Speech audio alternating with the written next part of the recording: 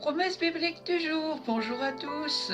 Retrouvons la deuxième partie des 5 leçons à apprendre de la vie de Ruth, changer sa mentalité. Nous avons vu la première leçon, nos choix peuvent changer notre destinée. La deuxième partie, c'était Dieu est le maître des temps et des circonstances. Voyons la troisième leçon, un bienfait n'est jamais oublié. Dans Ruth, chapitre 2, versets 11 à 12, il est écrit: Boaz lui répondit: On m'a rapporté tout ce que tu as fait pour ta belle-mère depuis la mort de ton mari, et comment tu as quitté ton père et ta mère et le pays de ta naissance pour aller vers un peuple que tu ne connaissais point auparavant. Que l'Éternel te rende ce que tu as fait, et que ta récompense soit entière de la part de l'Éternel, le Dieu d'Israël, sous les ailes duquel tu es venu te réfugier. La parole de Dieu dit ceci dans Proverbes chapitre 11 verset 25: L'âme bienfaisante sera rassasiée, et celui qui arrose sera lui-même arrosé. Ruth, en posant des actes d'amour sans rien attendre en retour,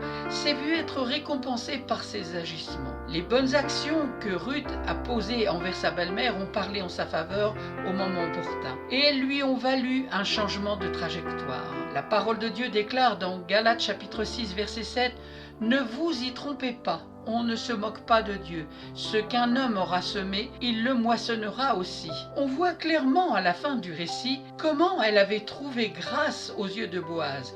Et même de nos jours, son parcours sert encore de source d'inspiration pour plusieurs d'entre nous. La quatrième leçon, Ruth, un exemple de soumission et d'humilité. Ruth chapitre 3 versets 3 à 5. Lave-toi et oins-toi, puis remets tes habits et descends à l'air. Tu ne te feras pas connaître à lui jusqu'à ce qu'il ait achevé de manger et de boire. Et quand il ira se coucher, observe le lieu où il se couche.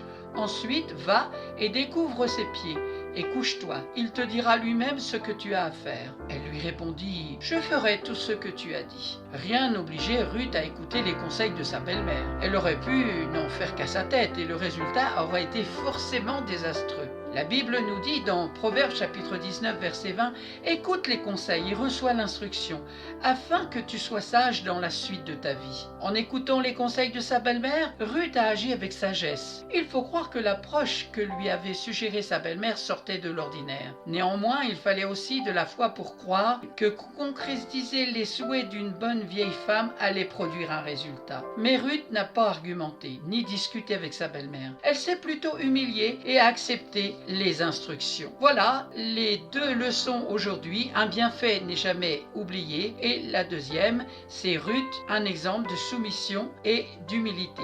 La prochaine fois, et nous terminerons avec cette cinquième leçon, Ruth, une femme vertueuse. Merci pour votre écoute et votre attention. Je vous souhaite bonne méditation de la parole de Dieu. Lisez la vie de Ruth et vous découvrirez des merveilles pour votre vie. Bon courage, bonne méditation et à très bientôt.